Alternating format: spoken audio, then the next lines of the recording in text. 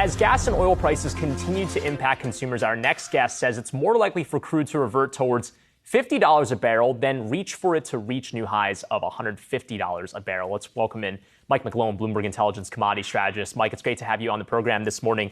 Look, we've come down pretty far from the recent highs. You know, we were seeing crude oil around $120 a barrel, now at about $105, and it sounds like you think there could be more declines to go. That might be welcome news. Why do you think you're making that call?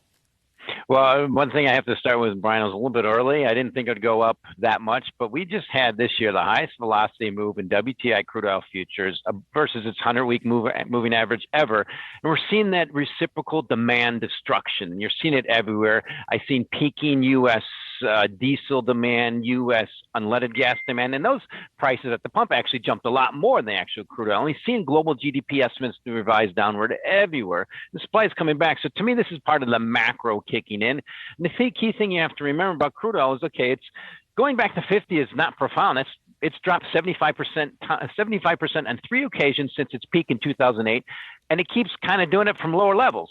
Remember, the peak this year was 130, the all-time high was 145, and here we are at 100. The last time it traded 100 was 2008. So what I see is the potential last gasp of an enduring bear market that now is trickling over into the macroeconomics, and it's pushing it all lower. Okay, well, this is a really important note because, I mean, it's oil and gas that's been a big driver of the global inflation that we've been seeing. So if that was kind of the top, are you suggesting that we've reached the peak effectively? Oh, sure. Well, on the simple base effect, by this time next year, if you and I are speaking, I fully expect the key topic will be deflation. And it's the classic base effect. So just getting crude oil go from an average price of 50 to almost 130 was pretty significant. But once you get to 100 to go to 200, that's a big deal. Going back to 15 is just what it's been doing for the last 14 years. It's normal, and it's trickling down everywhere. So, okay, the key thing to remember about inflation is a backward-looking measure. But if you look at the forward-looking measures, like the number one is the U.S. stock market's dropping at a high velocity. Bonds are dropping at a high velocity. And this spike in crude oil, to me, is showing the potential for that inflation that we've had going away at some of the fastest pace I've ever seen it. And at the same time, despite the stock market going up, we have the Fed increasing rates. And that's just here. So crude oil is just part of it. It helped accelerate the Fed rate hikes.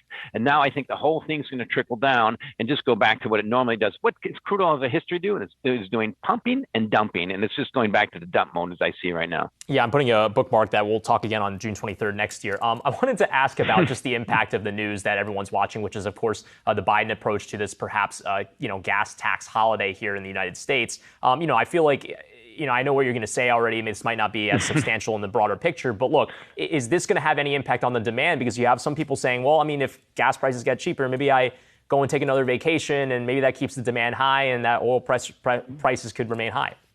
Well, he doesn't care about that right now. He only cares about getting elected and getting in the midterms. And you're right. When you reduce the price, demand goes up. But that's the problem. We've had such a significant spike in prices. Demand is rolling over and actually potentially might be collapsing like it did in 2008. I see a scenario just like that. So I think it's appropriate maybe to reduce the taxes, but it's more political. But if you really want to help the situation, you add supply. And what's the first thing the Biden administration did when they came in? They cut the Keystone pipeline. I mean, there's a massive surplus of liquid fuels, crude oil and liquid fuels, if you include U.S. and Canada. In fact, it's running near 20% now of production surplus versus consumption. But it's maybe we need to, and this is part of the old guard fossil fuel economy, fossil fuels showing us that's how significant it is. But now, what I see, if they do nothing, prices are much more likely to go lower. And you can see that, like I said, what's happening in the stock market. It's just, the market's taking back that big liquidity fueled pump we had in 2020 and 21, and it's taking it back at a shocking pace. So what's the big headline that you're going to be watching for in terms of the supply story going forward? Is it going to be, OPEC plus, announcements going forward? Is it going to be perhaps Biden administration policies on wanting to, it seems like they've been driving a little bit of that narrative on wanting to increase oil exploration right now. I mean, how important are those types of stories as you continue to talk about the macro environment that might already be perhaps pushing prices down over the next medium term? Well, that's one thing is the reason I love speaking to you, Brian. Part of my job is to predict the headlines, and it's also a very dicey thing to do. But OPEC is somewhat difficult to measure. But remember, they're a cartel, and their job is to make prices go higher. But what have they done over time? That's part of the reason that we've had this massive paradigm shift in North American production accelerating over time and consumption remaining the same. So to me, OPEC might be a difference, but I think Mr. Biden should go to Texas rather than to Saudi Arabia, because that's what's been the major shift since the peak and since the crisis really collapsed in 2014. And that is just that paradigm shift of the U.S. becoming a net energy massive producer, net exporter. LNG is one of them. Just let free markets reign, and that'll happen. But I see happening now is potential just rollover where supply is coming, but it's with a lag. But demand is just starting to trickle down, and it's happening everywhere. I mean, this inflation is really hurting people. But if you look at the forward-looking indicators, like I said, this plunge in the stock market, it's all heading back towards, it's basically just mean reversion is a big risk. Well, and this is an important point that you bring up, because, if this view that you have is also the prevailing view inside the C-suite offices over at ExxonMobil and the other big drillers here in the United States, well, they might be saying, well, I'm not going to spend the money to turn on more pumps because I know that the pressures from the demand side might be abating very soon. So on that front, are you seeing any trends in capex among the U.S. domestic drillers that tells you they kind of feel the same way about that? Well, you just nailed the major thing that a lot of the naysayers have been, other the bullish people have been saying, and I've heard this for quite a while, about lack of capex. And it makes sense. And potentially the shift to EVs. But we've had we've plateaued in our consumption in the U.S. even without EVs. That's just pure efficiency.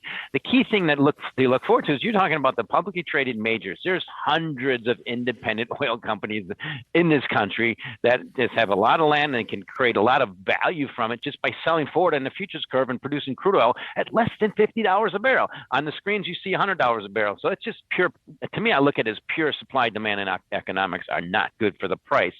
And what I think is the bigger picture is just global macro turn down in GDP. I mean, we have a Bloomberg global GDP tracker, and it's dropping at a faster pace than in 2008. So I'm worried about that kind of scenario. We pump and then we dump towards the end of the year, and everything's starting to head that way.